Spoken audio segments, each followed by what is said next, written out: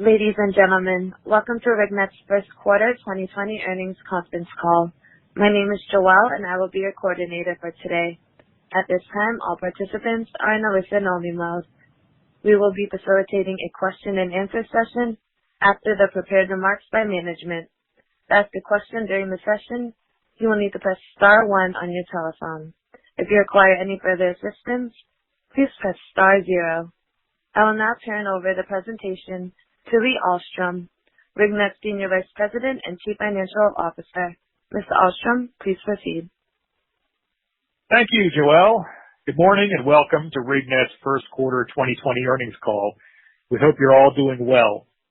A copy of our earnings press release with supporting schedules, including schedules which reconcile the non-GAAP metrics we'll discuss today to GAAP metrics, is posted to our website, www.rig.net, under our investor relations page.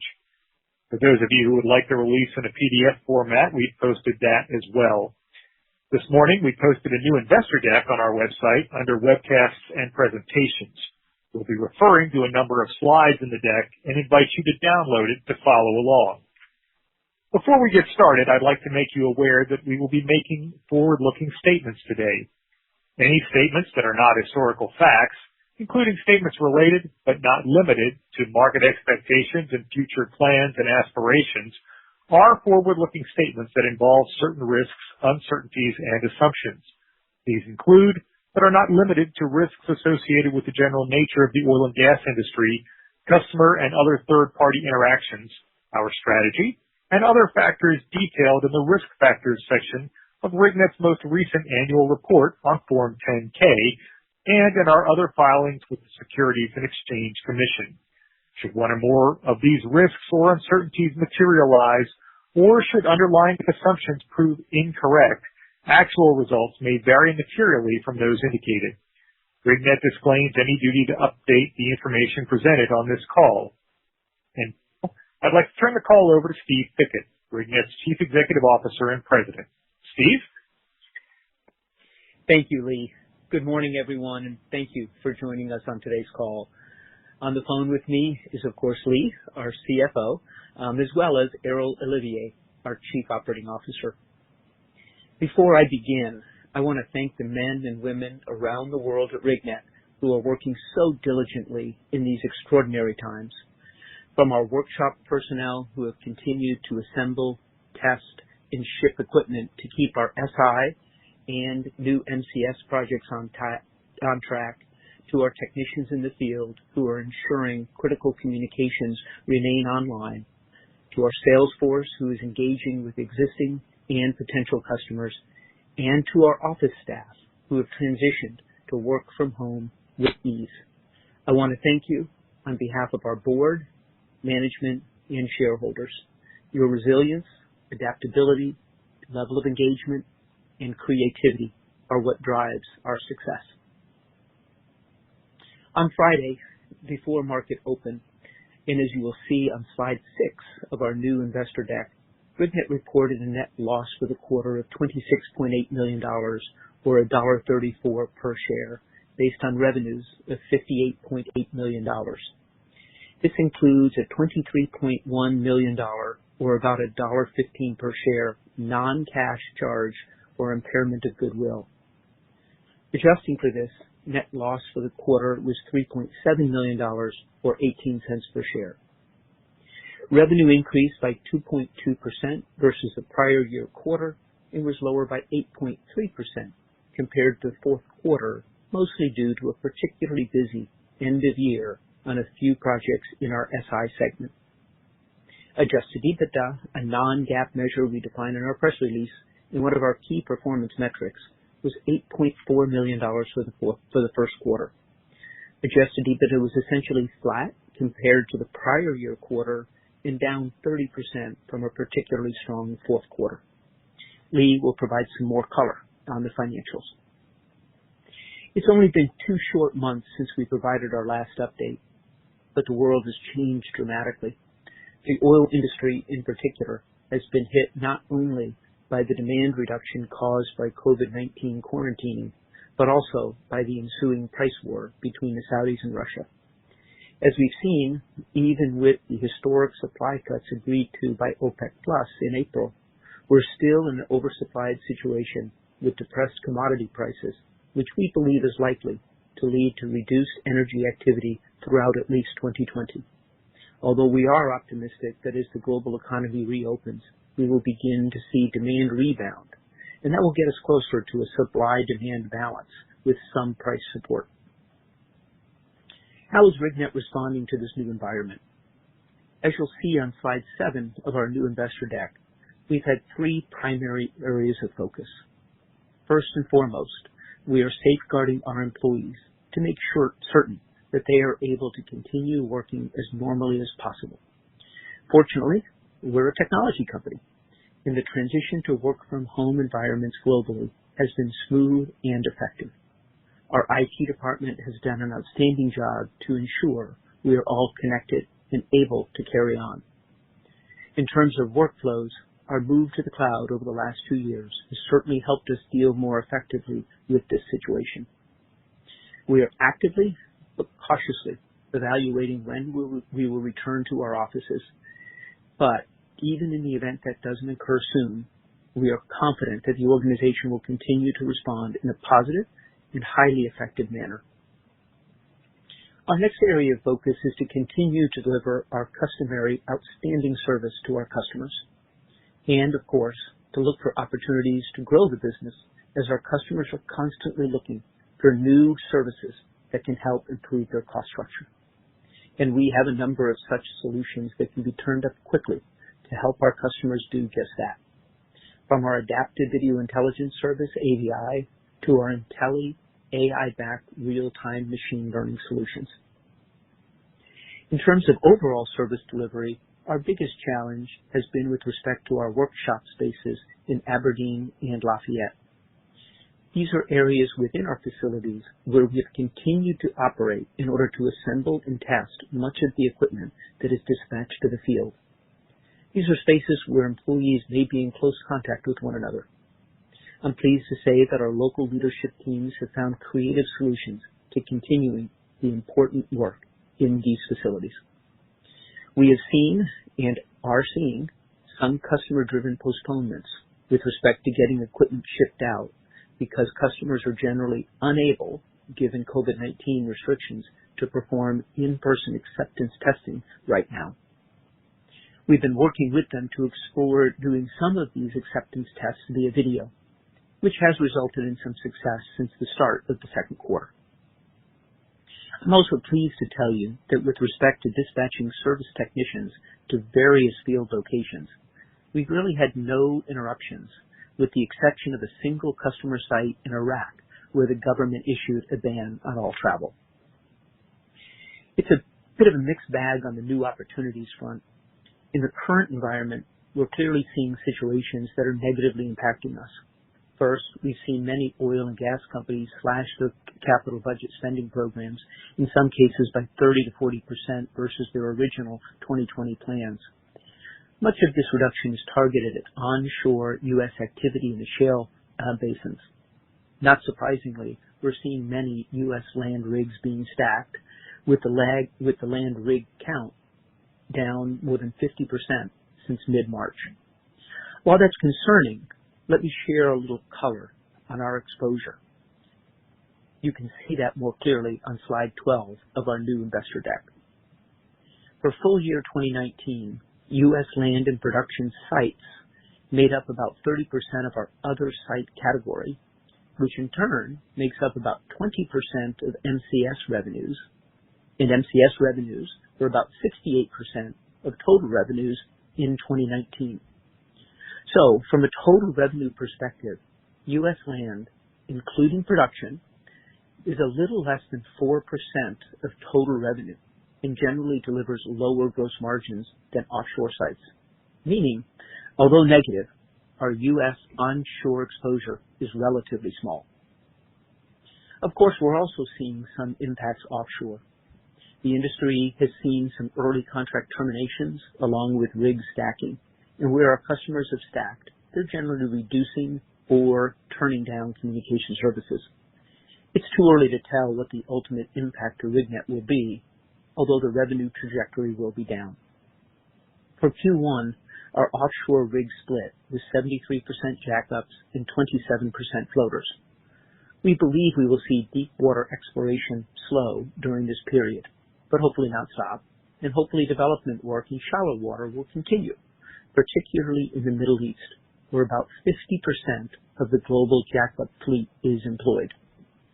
Many investors have asked if this is going to be like the 2014 to 2016 timeframe. While it's in early innings, let me offer a few thoughts.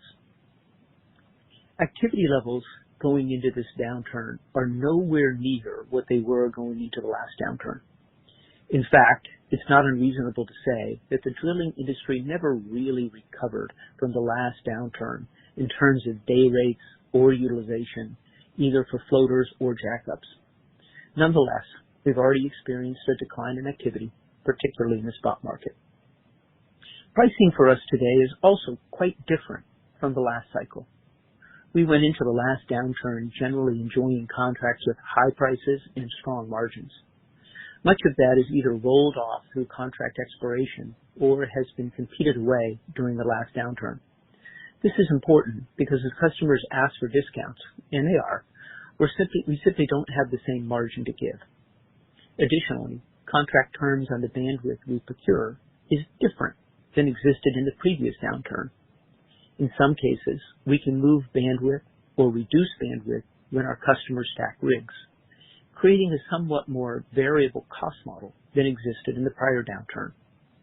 But I do want to point out that bandwidth suppliers tend to be less willing to implement temporary price reductions that would otherwise help offset the impacts of our energy customers' requests to deliver price reductions to them. We've also diversified our revenue stream since the last downturn. First, within the communications part of our business, we've gained share in the rig market, but we've gained share even faster in both the midstream pipeline market and the production market. Both of these subsectors are much less impacted by the price of oil. Of course, oil flows through pipelines regardless of the commodity price. And as it relates to offshore production, those production facilities require enormous upfront capital investments, and the OPEX costs once those facilities turn on are relatively small, meaning that turning them down is far less likely than temporarily suspending or delaying the drilling campaign. Second, we have expanded our system integration business, and some of the projects we are building out actually benefit from lower input prices, making that revenue stream a bit more resilient as well.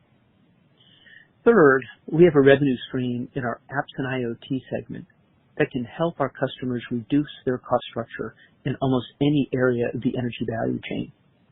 This can serve as a counterweight in the period of low oil prices. Fourth, we've begun to venture into new vertical markets, including government, where our services fit well.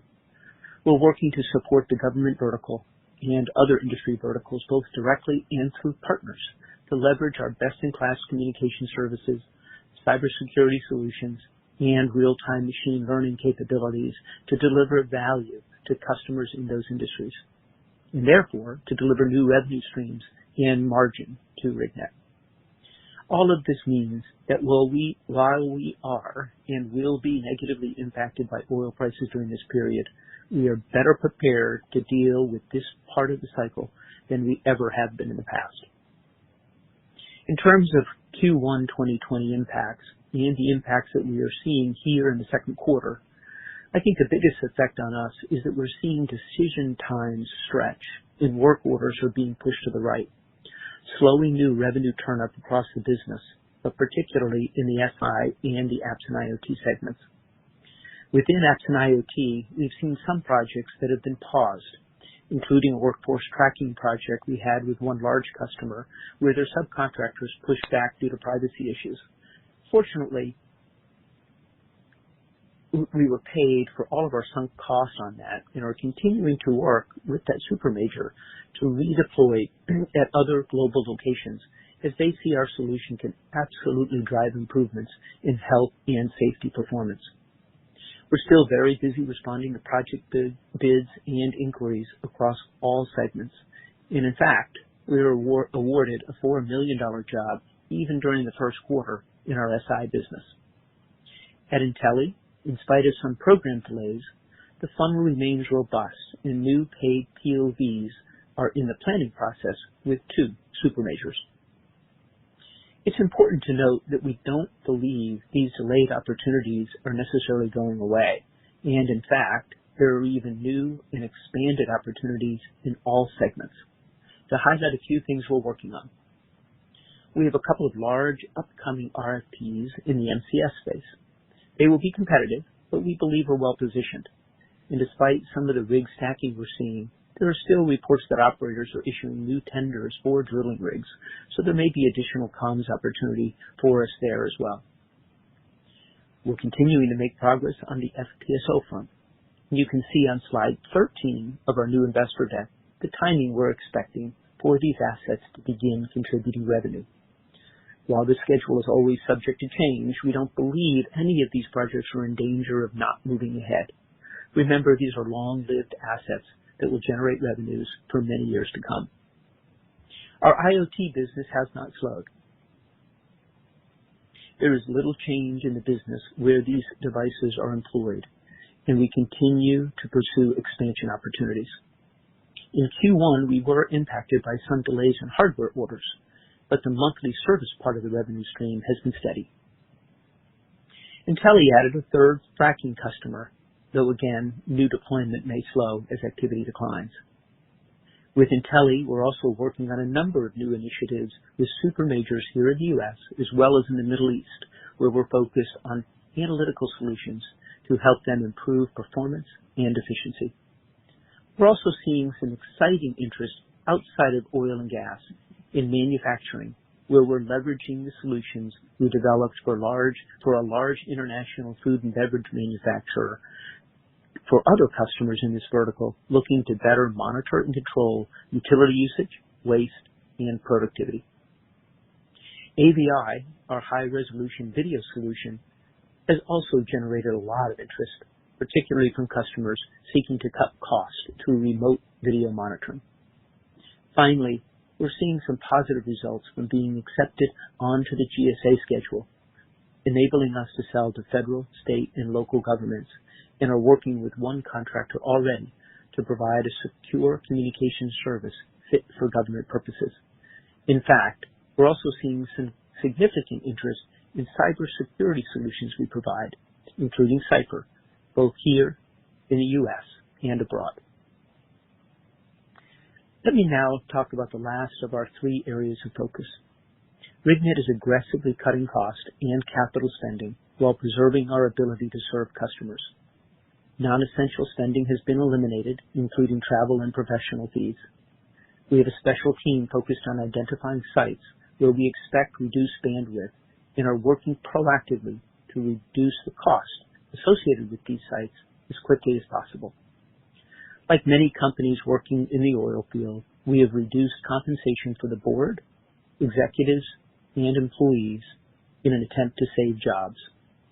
We drew down $3 million on our revolver to help preserve liquidity and flexibility.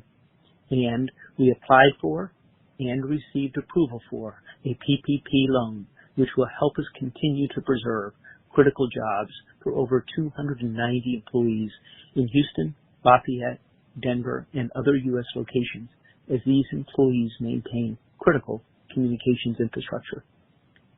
In short, we're pulling out all the stops to protect the business while still pursuing new revenue opportunities.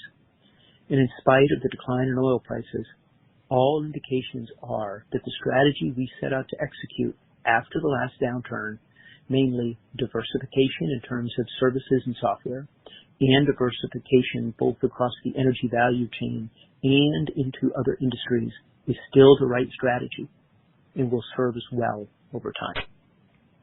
With that, let me hand it back to Lee. Thanks, Steve. Referring back to slide 6, we'll begin with a summary of results. I'll follow up with more detail on the segments, and then I'll touch on the balance sheet and liquidity.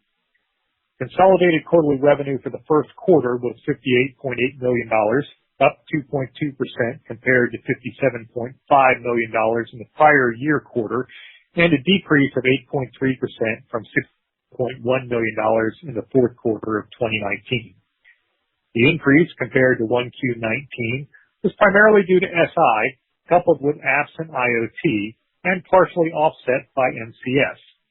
Of the $5.3 million decrease compared to the fourth quarter of 2019, $4.6 million was due to SI, where we made some good progress on projects in the fourth quarter, and about $1.3 million was from apps and IoT, partially offset by an increase in MCS as a result of equipment sales. Net loss attributable to common stockholders in the first quarter of 2020 was $26.8 million, or $1.34 per share, including the non-cash impairment of goodwill, or a loss of $3.7 million, or 18 cents per share, excluding the impairment charge. This compares to a net loss of $12 million, or 63 cents per share, in the first quarter of 2019, and a net loss of $500,000, or 3 cents per share, in the fourth quarter of 2019, which included a gain on the sale of certain non-core assets. If we exclude the gain on the sale, fourth quarter 19 net loss was $4.8 million, or 24 cents per share. Adjusted EBITDA was $8.4 million for the first quarter of 2020, compared to $8.4 million in 1Q19 and $11.9 million in 4Q19. You may remember that on our last call, we reminded everyone that, as has been the case for the last couple of years, first quarter adjusted EBITDA is generally lower than the previous quarter for a variety of reasons, including G&A being higher in the first quarter. That was a driver here, along with lower 1Q revenues versus 4Q19. Touching on the non-cash impairment, like many companies in the energy space, the dual effects of COVID-19 and oil price decline served as triggering events for a review of goodwill.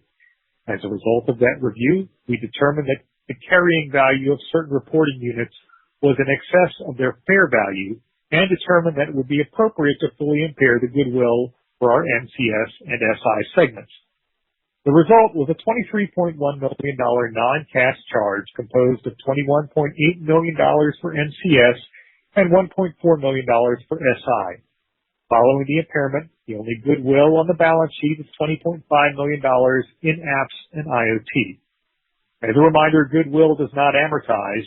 We regularly conduct impairment tests, and if found to be impaired, we write it down. Also, there was no tax impact of the impairment. Let's move on to the segments. Managed Communication Services revenue was $39.9 million for the quarter, compared to $39.3 million in the prior quarter, and $42.3 million in 1Q19. Revenue compared to the prior quarter was up about 1.6% on higher equipment sales, offset by somewhat lower service and installation revenue. First quarter 2019 included higher service and installation revenues, which were generated by the T-Mobile installation last year, as well as higher microwave traffic revenues, mostly related to North Sea traffic. Segment gross margin in 1Q20 was 36.1%, down from 38.3% in the fourth quarter of 19 and from 36.3% in the first quarter of 19. One contributor of lower gross margin in 1Q20 was sites where revenue declined, but we weren't able to reduce corresponding bandwidth costs as quickly. As Steve mentioned, we have a team focused on working that issue. Our MCS site count for the first quarter of 2020 was 1351, up by 11 compared to the prior quarter, and down by 9 compared to 1360 in 1Q19. Compared to 4Q19, we gained a net 7 offshore drilling rigs, all jackups, and 1 offshore production site. Maritime was also up by a net 6. This was partially offset by a net 3 other sites being down. Apps and IoT revenue was $8.7 million for the quarter, up 9.1% compared to $8 million in the prior year quarter, but down $1.3 million or 13.3% compared to $10.1 million in the prior quarter. There are a number of moving parts here, so let me give a little detail. In IoT, revenue decreased as we saw lower bandwidth usage in 1Q20 compared to both 1Q19 and 4Q19. We also saw some lower equipment sales in 1Q20 compared to both quarters. About half of the segment delta compared to 4Q19 came from IoT. In apps, revenue was up compared to 1Q19. The increase was largely a result of Intelli ramping up across a number of customers. Unfortunately, we saw a drop compared to 4Q19 as some work didn't renew as a result of what's going on in the industry. This includes a few Intelli-specific projects with various customers. But revenue was also off on a few other things like MedOcean, our North Sea weather service, as well as other crew-facing applications which are naturally down. The split in Q1 20 between apps and IoT was about 51% IoT and 49% apps. We continue to project that this segment will be increasingly leveraged towards apps as we go forward. Systems integration revenue for the quarter was $10.1 million, up 41.3% from $7.2 million in 1Q19, but down 31.4% from $14.7 million in the prior quarter. As you know, revenues are tied to our progress on projects, and in 4Q19 we made some great progress on our projects. We also made good progress in 1Q20, but not quite as much. Backlog in the business declined to $22.4 million as of March 31, 2020, from $26.2 million at December 31st. Net of our revenue burn, we added about $4.6 million in backlog during the quarter. Gross margin for SI increased to 22.1% from 14.4% in the prior quarter and from 30.5% in the prior year quarter. The GM in the first quarter of 2020 was enhanced by progress on projects with higher margins compared to the prior quarter. SG&A expenses totaled $16.6 million in 1Q20 compared to $13 million in 4Q19 and $20.3 million in 1Q19. This increase compared to the prior quarter is primarily due to stock-based compensation, as portions of our short-term bonuses are granted in equity in the first quarter of the year. SG&A in the prior year quarter included legal costs of $2.1 million associated with the GX settlement. Capital expenditures for the 3 months ended March 31, 2020 totaled $3.7 million compared to $8 million in 4Q19 and $7.1 million in 1Q19. As of March 31, accrued capital expenditures were $0.9 million compared to $2.5 million as of December 31, 2019, and $4.4 million as of March 31, 2019. Additionally, during the fourth quarter, we financed certain satellite equipment valued at $2.8 million. This amount was included in other liabilities on the balance sheet at 12/31, but as we told you on our last call, this was reclassified as debt on our 3/31 balance sheet. After accounting for the accrued capital expenditures on a cash basis were $5.3 million for the quarter ended December 31st. Our first quarter CapEx was substantially composed of success-based commitments and capitalized labor. During the quarter, we generated about $2 million of free cash flow. We calculate this by starting with adjusted EBITDA and subtracting cash CapEx as well as principal payments and interest, cash taxes, and some other cash add-backs. You may recall we had a principal payment holiday in 1Q after we completed the extension of our credit facility. Our 1Q number is up about $700,000 compared to the fourth quarter and up almost $7 million compared to 1Q19. With respect to the balance sheet, I've summarized our situation on slide 21. As of March 31, 2020, cash was $13.6 million. Our outstanding debt was $113.8, including both current and long term. At quarter end, our consolidated leverage ratio, as defined in the credit facility, was 3.00 versus our cap of 3.25. And as a reminder, that's on a gross debt basis with the terms defined in our credit agreement. After the quarter, we drew down an additional $3 million on the revolver to secure liquidity and flexibility, so we are almost fully drawn on the revolver, although we have not used that cash. We are continuing to manage our liquidity, but it is tight as customers continue to slow pay in the current environment. Our AR team remains diligent, however, and we are focused on bringing cash in the door and on cutting costs. Many of you have asked about whether the company has applied for relief under the Paycheck Protection Program. As Steve said, we have applied, and we were approved for a $6.8 million loan, which we expect to use for approved expenditures as defined under the program. We anticipate obtaining forgiveness for the maximum amount possible. We believe that we did not have access to other capital sources. As you know, in the first quarter of this year, we tried to increase availability under our credit facility. And while we were pleased to extend the facility with our very supportive bank group, we were unable to increase its size. To raise equity capital in the same amount as the PPP loan we secured, we would be required to have a stockholder vote, which could take months, or fit into the narrow exceptions allowed by NASDAQ with potentially very unfavorable terms.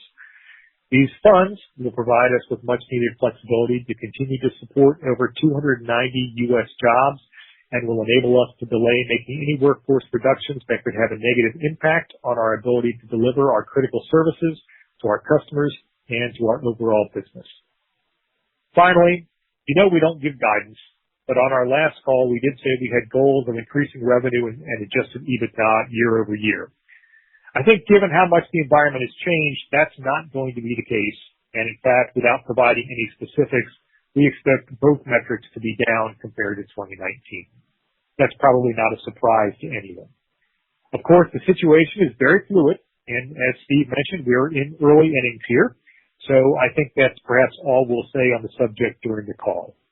And with that, let me turn it over to Steve. Thank you, Lee. Before we open for questions, let me thank all of our shareholders who supported our proxy proposals. We voted on these at our AGM, which was held this past Thursday, and all of those proposals passed. Thank you very much. We appreciate your support. All right, Joelle, why don't we go ahead and open it for any questions we might have. Thank you. As a reminder, to ask a question, you will need to press star 1 on your telephone. To withdraw your question, press the pound key. Please stand by while we compile the Q&A roster. And our first question comes from Allen Klee with National Securities. Your line is now open. Yes, good morning. My first question is, the actions you've taken so far to cut your operating expenses, do you have a sense of what the run rate savings of that could be on a quarterly basis, all else being equal? Alan, we have pulled out costs on the order of between $15 to $20 million across COGS and SG&A, and that's on an annualized basis. Actually, sorry, that's not annualized. That was the effect really of looking at 3 quarters of spend, so really from Q2 through the end of the year. And we've also taken down CapEx, expected CapEx expenditures as well. Yeah, that's exactly right, Steve. We're down, I would say, and again, largely it's going to be success-based, but right now, we're looking at maybe somewhere slightly below mid-teens.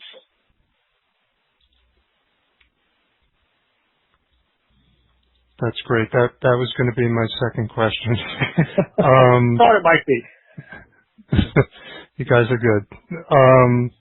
And then just to understand, so you borrowed $3 million from your revolver post-quarter, and I guess the PPP money of $6.8 million, is that also post-quarter end? That's correct, yes. Okay, so between the two of them, that's close to $10 million. Okay. Yeah, that's right. Right. You also talked in your on your slide presentations, and you discuss you're looking at government assistance in various jurisdictions. Does that apply to something besides the PPP? It does, Alan. There are a number of programs in various jurisdictions around the world. So, for example, in Singapore, where we have an office, there is a small refund that the government is giving all businesses. In Canada, the same kind of thing. These are not material amounts that we would report, but certainly, every little bit helps. And we're staying quite tuned into those kind of opportunities both in the U.S. and in other parts of the world for obvious reasons.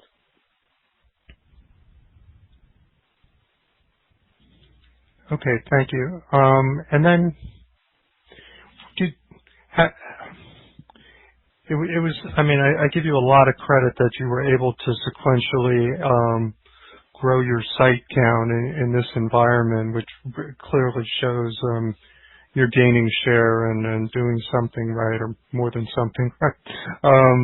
But is there any way to break out kind of the new ads versus shutdowns that got to those numbers, and then maybe if you've gotten any indications, of what's going to potentially get shut down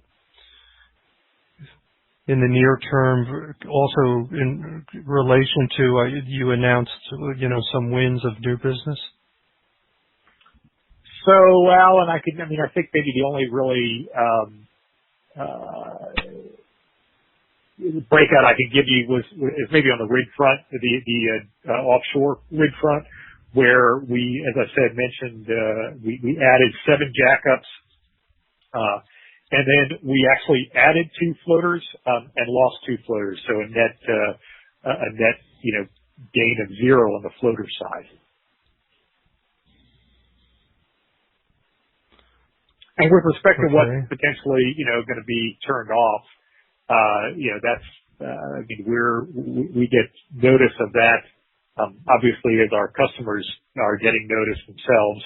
And so, again, a pretty fluid situation. But I know Errol and his team of sales executives and customer service delivery managers are in contact with our customers around the world every day to help understand exactly what the situation is and what we can be looking forward to. Errol, I don't know if you want to add any comment there, or Steve. Yeah, so I might add just a little bit. First, I'm pretty impressed and encouraged by our ability to execute in times like this. Our operations group has really been able to hold this all together. So customer satisfaction for the services we deliver is playing an important factor, in what's going on today. Yes, we're seeing customers ask for discount. Yes, there's some jobs that are canceling, but the key thing for us right now is to make sure that our customers' services don't suffer, and we've been doing a great job with that. But I'm even more encouraged by the opportunities that are coming in through the pipeline. And, I can't tell you exactly, the numbers, what offsets what. Everything's fluid, everything's dynamic. But, to see that the pipeline is still, very active, and that we've got a busy proposals group that's putting proposals out every week. That certainly hasn't slowed down. Means that, there's still some other opportunities out there outside of just the core drilling market that, we've been chasing. And a lot of this comes from, the expansion out into the production facilities and the other products and services we're offering, like AVI and also Intelli and others. That's great. Maybe just following up, you talked about opportunities in government. Is government, as a percent of how much you're selling into government today, is it a meaningful number, or is it not yet material? Not yet meaningful, but we're quite encouraged by the level of engagement that we have, not just here in the U.S. but internationally as well. Yeah, particularly the Middle East. Okay, and then you gave some very good data points to kind of compare this downturn to the prior one. Is it fair to say the conclusion of that is kind of, and everyone's crystal ball is not very good these days, but based on what you know today, that this downturn might not be as bad as the last one, or do you not know enough to be able to say that? Well, in terms of the downturn itself, I don't know if we know enough yet to know how it will compare. But what I do feel confident about is that we are better prepared to deal with the downturn, whatever it ends up looking like, given what we've done to transform the business over the last couple of years. Yeah, not to say there won't be pain along the way, of course, but I think we are much better positioned than we were during the last downturn. Okay, and then moving to apps and IoT, the profitability declined in that, and is that kind of maybe where we think that the current profitability run rate is kind of based on everything that's happened? Alan, I think that's a little bit difficult to say. It's down, a little bit compared to what it was December 31. And it's about, I think it's about flat compared to where it was. It's actually up compared to where it was March 31 of 2019. I think it's tough to give guidance around that, but over the course of the year 2019, we went from about 44% of gross margin in the apps and IoT segment to 57.7% at 12/31.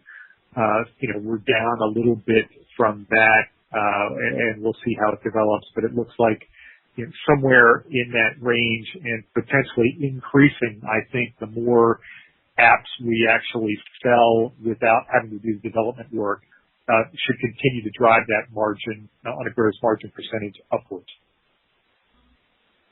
Yeah, I might add to that. I might add to that, and that is that, a drop in the apps and IoT is quite different than a drop in the satellite communications, where in satellite communications we have, a significant amount of cost, underlying. The drops that we're seeing in apps and IoT are more just a slowdown in customers delaying things and pushing them back, but not canceling.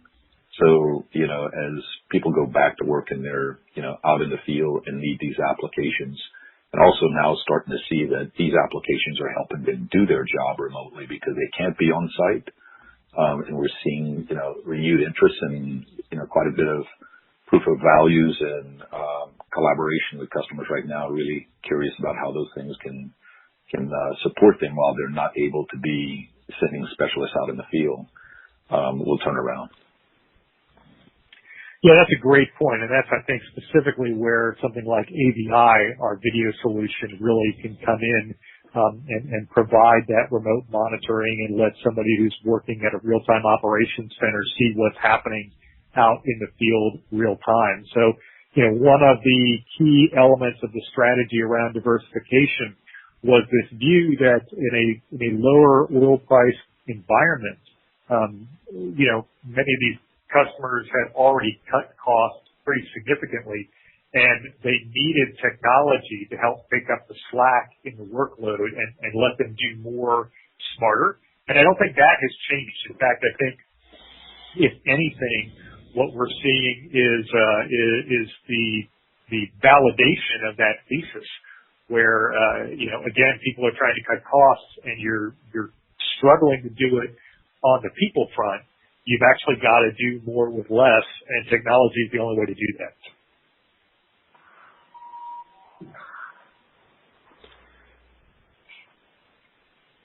Okay. As we move on to SI segment, I know last year you had some expected seasonality in some of the quarters as the timing of the backlog getting worked off. Is there anything like that we should think about this year? I don't really think so for this year. We have, as Steve mentioned, we've got a lot of bids, and Errol mentioned as well, a lot of bids in the pipeline. So we're kind of waiting to see results on those. And of course, we also have some existing change orders that could be pretty positive for us on some of the projects that are currently in the backlog. So I think that's probably the amount of color we can give you on SI at this point. Okay. The quarter included a $4.2 million gain from the sale of non-core assets. Can you just touch on what that is and to the extent there are any other potential opportunities in your portfolio? So remember, that was actually for last quarter, Q4, that we had that sale on the assets. And it was a number of cell phone towers or towers that we own, that we determined that, we're not really the natural owner of those. And so we sold those to a third party, and we are still using some of the space on those towers. In terms of other existing asset sales or potential asset sales, again, we're not a terribly heavy asset heavy company, but we are looking at a few things which could potentially generate some revenue for us. Although I would say the timing is uncertain, and discussions on these types of things can take a significant amount of time. Steve, anything you want to add to that? No, I think that's right on, and it wouldn't necessarily generate revenue, but it would obviously generate cash if we were to move forward with with an asset sale, with a further asset sale. Okay. Well, thank you so much, and good job in executing in a very tough environment. Hey, thank you, Alan. Appreciate it. Hope you're well. You too. Thank you. Thank you. I'm not showing any further questions at this time. I would now like to turn the call back over to Lee Ahlstrom for closing remarks. Well, thank you, Joelle. I appreciate that, and we certainly thank all of you for joining us on today's call. We'll look forward to speaking to you again in August when we report our second quarter earnings. And we actually hope that we can see many of you in person before that, as the country starts to open back up and potentially we all start doing a little bit more traveling again. In the meantime, Steve and I, Errol, we're available for follow-up calls today. So either give us a ring or send us an email, and we'll get something scheduled. And stay well, and thank you for joining. Bye-bye. Ladies and gentlemen, this concludes today's conference call. Thank you for participating. You may now disconnect.